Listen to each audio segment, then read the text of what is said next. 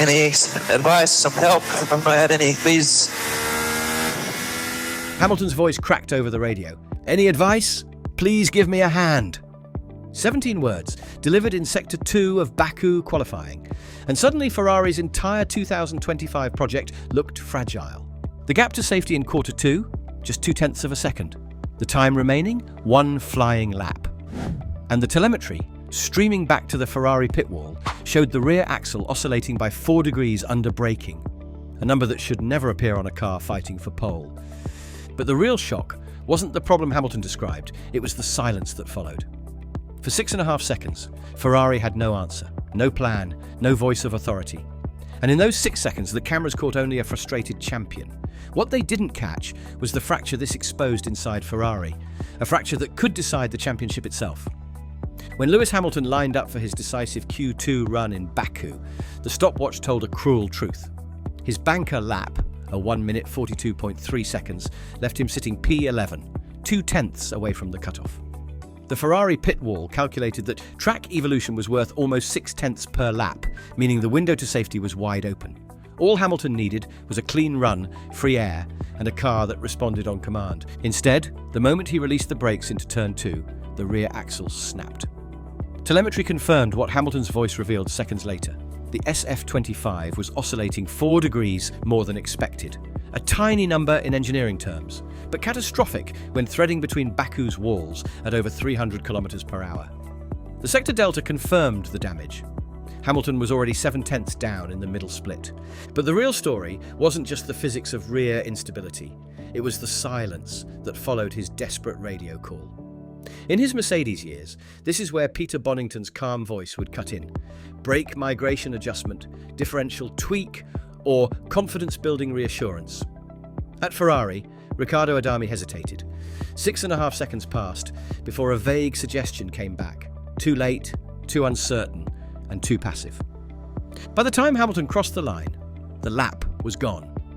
A driver who had topped Friday practice with a 1 minute 41.293 seconds was suddenly out in Q2, not because of raw speed, but because the pit wall had frozen at the very moment when clarity mattered most. And this is where the surface story ends for most fans. A bad lap, a driver knocked out early. But beneath the stopwatch lies something far more consequential, a cultural clash between Hamilton's demand for adaptability and Ferrari's obsession with preset plans. The question now is simple. Was this just a bad qualifying? Or did Baku expose the deeper fracture between Hamilton and Ferrari's race philosophy? The telemetry from Hamilton's aborted lap told its own story. The rear axle wasn't just unstable, it was inconsistent. On corner entry, brake release into turn 2 created a 4-degree snap, but in turn 8, the oscillation was half that. Engineers call this non-linear response, and for a driver, it's poison. You can adapt to predictable instability. What Hamilton faced in Baku was unpredictability at over 310 kilometers per hour. But here's the deeper problem. Ferrari had boxed itself into this situation long before Hamilton asked for help. Their tyre allocation strategy meant he entered Q2 with no fresh medium compound available. On paper, the soft tyre was the fastest choice, worth 0.3 on the opening push lap. But in Baku's cooler late afternoon conditions, track surface just 24 degrees Celsius, the soft tyre overheated by the end of Sector 2. The medium offered stability and repeatability. McLaren, Mercedes, and even Aston Martin all preserved their mediums for this exact window. Ferrari, by contrast, had already spent theirs in Q1. This wasn't a simple oversight. It was a decision rooted in Ferrari's enduring rigidity. The pit wall prioritised Q1 security, assuming both cars needed medium assurance to progress. That left Hamilton with no strategic flexibility when it mattered. His radio plea was the symptom.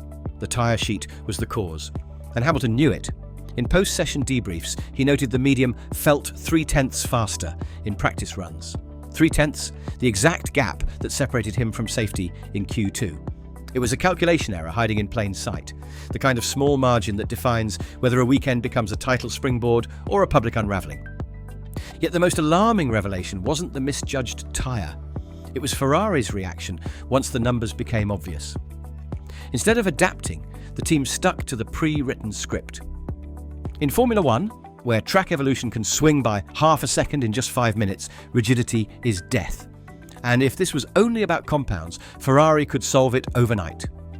But the pattern in Baku pointed to something more dangerous, a system unwilling or unable to improvise under pressure. So the real question becomes, how does this rigidity collide with Hamilton's instinctive adaptive style?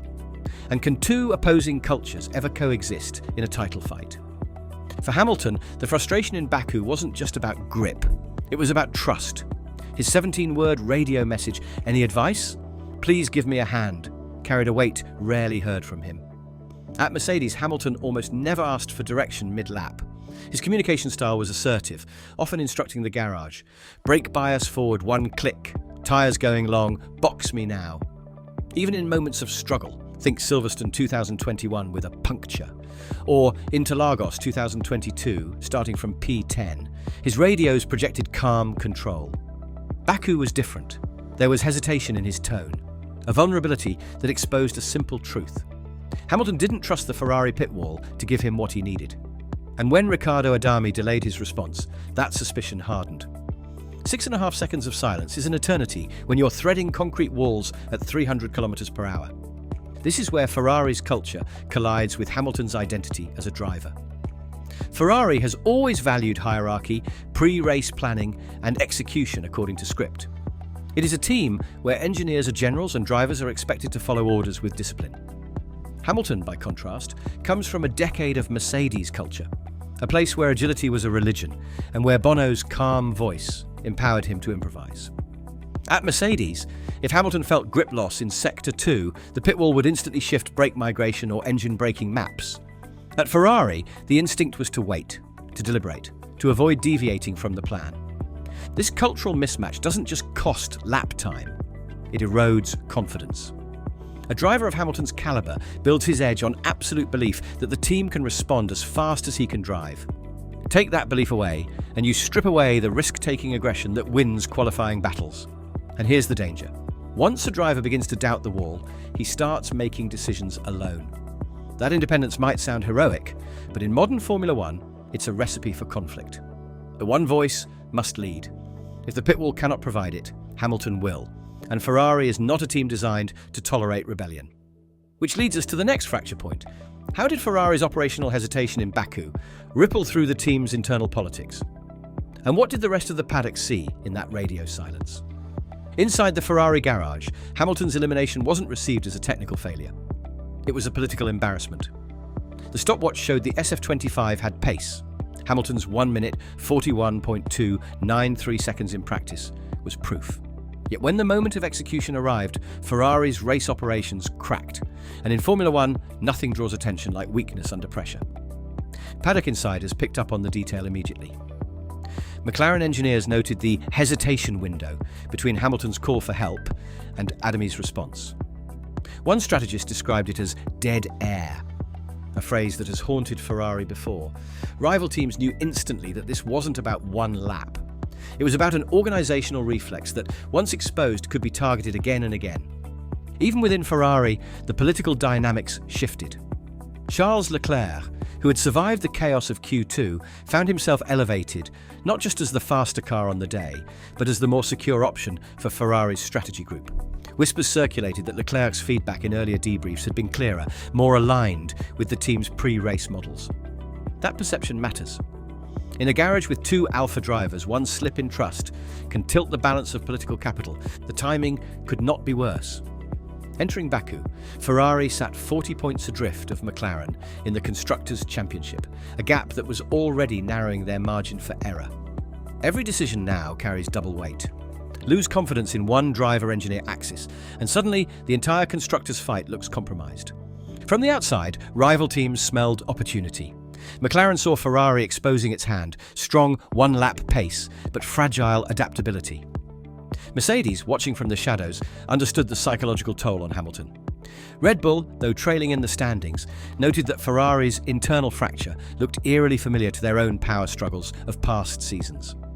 The silence after Hamilton's radio wasn't just dead air, it was political signal. In Formula One, silence speaks volumes. And the paddock heard a team uncertain of its identity.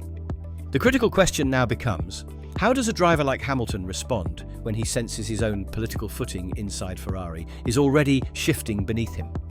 In isolation, a Q2 elimination looks like a bad Saturday. In championship terms, it is seismic. The Azerbaijan Grand Prix was only round 6, but Ferrari entered the weekend already 40 points behind McLaren in the constructors' standings. In a season where Oscar Piastri and Lando Norris have averaged a combined 36 points per race, Ferrari cannot afford to bleed points through operational errors. For Hamilton, the arithmetic was brutal. A top 3 start could have yielded at least 15 points on Sunday. Instead, starting outside the top 10 meant even a recovery drive would struggle to produce more than 6 to 8 points.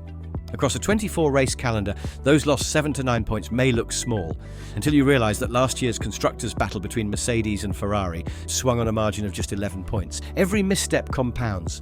But the deeper championship concern isn't the points lost in Baku. It's the trajectory it signals.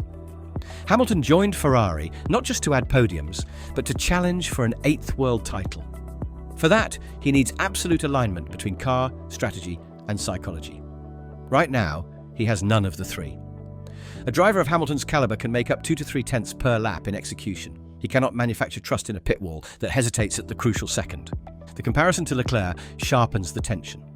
With Leclerc consistently extracting the maximum from Ferrari's race scripts, the team faces an implicit question. Do they build strategy around the driver who follows their plan, or the driver who challenges it? The constructors' fight demands unity. The drivers' championship demands boldness. Right now, Ferrari risks having neither. And this is the paradox. Ferrari signed Hamilton to be the driver who elevates their ceiling. But in Baku, the ceiling collapsed, not because of Hamilton's driving, but because the team's structure couldn't support his instincts. If this repeats, Ferrari's title bid will not just falter, it will implode from within. Which leads us directly to the central dilemma. Will Hamilton adapt to Ferrari's culture, or must Ferrari transform to unleash Hamilton? The answer will define not just their 2025 campaign, but potentially the legacy of the Hamilton-Ferrari partnership itself. Ferrari's struggles in Baku didn't appear out of nowhere. They fit into a pattern that stretches across decades. A pattern where the team's operational rigidity has collided with the instincts of its star drivers. Consider Fernando Alonso in 2010. Leading the Drivers' Championship with just 2 rounds remaining, Alonso found himself boxed behind Vitaly Petrov's Renault in Abu Dhabi. The Ferrari pitwall insisted on an early stop to cover Mark Webber, ignoring Alonso's instinct to stay out. The result? Alonso lost the title by 4 points. One conservative call ended a campaign that had seemed destined for glory. Or look further back to 1990. Alain Prost, another multiple world champion who arrived at Maranello seeking legacy, often clashed with Ferrari engineers over setup direction. He famously remarked that Ferrari was a team where the driver is just a detail. That cultural rigidity cost Prost a shot at beating Ayrton Senna in his final competitive seasons. Even Michael Schumacher's golden era with Ferrari holds lessons. His 5 consecutive titles between 2000 and 2004 were not just about his driving brilliance. They were made possible because Jean Todt, Ross Brawn, and Rory Byrne restructured Ferrari's DNA. They created flexibility where none had existed, empowering Schumacher to improvise and the pitwall to adapt. Without that cultural transformation, Schumacher would likely have remained a 5-time runner-up, not a 5-time Ferrari champion. Hamilton's predicament in 2025 looks eerily closer to Alonso's and Prost's than Schumacher's. The hesitation in Baku was not about brake balance or tyre choice alone. It was about Ferrari reverting to type, defaulting to process over instinct. And history suggests that unless Ferrari builds a new structure around him, Hamilton risks becoming the next legendary champion trapped in red without the titles to match. The chilling question is whether Ferrari has the leadership to make that leap again. Fred Vasseur speaks the language of pragmatism, but the cultural inertia of Maranello is vast. Changing course in season, under the heat of a championship battle, requires extraordinary will.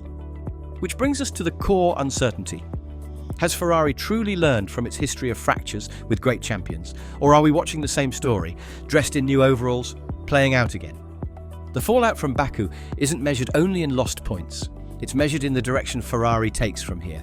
And the truth is, the window for adaptation is closing fast.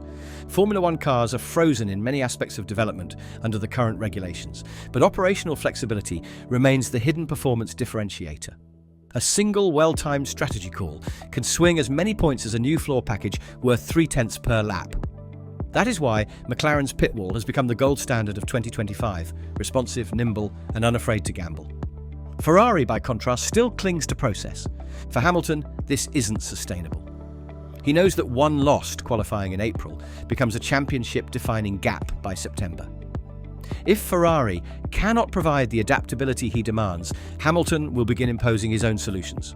That could mean more aggressive tyre offset calls, contradicting strategy in real time, or overriding pit wall hesitation. But such independence carries risk.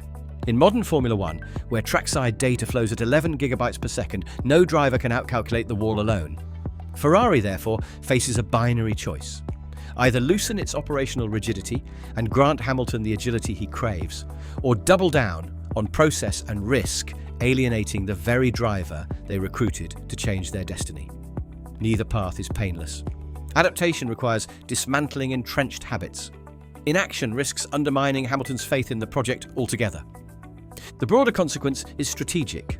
Constructors' titles are built on unity. If Hamilton and Leclerc begin diverging in approach, one improvising, the other following the script, Ferrari's championship will fracture from within. Points will be left on the table, not because of car performance, but because of identity conflict. And this isn't theoretical. Already, in the paddock, rivals whisper that Hamilton's radio plea in Baku sounded less like frustration and more like foreshadowing, the first audible crack of a partnership struggling to find common ground. Which leaves us with the looming question. When the European triple header arrives, will Ferrari have reinvented its decision-making? Or will Hamilton take matters into his own hands and spark a civil war inside Maranello? What happened in Baku was never just about one lost lap. It was the collision of two cultures, captured in 17 words of radio. Hamilton asked for clarity. Ferrari hesitated. And in those 6.5 seconds of silence, we saw the most successful driver in Formula One history confronting the same structural ghosts that have haunted Maranello for decades. Technically, the evidence was damning. Rear instability caused by poor tyre allocation, a misjudged compound choice that cost an estimated 0.3 of a second, precisely the gap to Q3. Psychologically, Hamilton's plea exposed a driver uncharacteristically vulnerable, stripped of the calm authority that defined his Mercedes years. Politically, the pit wall's hesitation shifted momentum inside the team, subtly elevating Leclerc as the more reliable executor of Ferrari's plans. And historically, the pattern is unmistakable. Without structural change, Hamilton risks becoming the next Alonso or Prost, brilliant, frustrated, and ultimately unfulfilled in red. So where does this leave Ferrari? At a crossroads. They can reinvent themselves around Hamilton, embracing improvisation as Schumacher's Ferrari once did, or they can persist in rigidity, hoping Hamilton bends to their culture, a gamble that history suggests will fail. And here's the dilemma I leave to you. Is Hamilton the one who must adapt to Ferrari's traditions, or is Ferrari the one that must evolve to unlock Hamilton's final chapter? One path risks muting the greatest driver of his generation. The other demands Ferrari dismantle its very DNA. Which side do you believe has the strength to change first? Because what happens next will not only shape the 2025 Constructors' Championship, it will decide whether Hamilton's Ferrari move becomes a triumph of reinvention or a cautionary tale whispered through the paddock for years to come.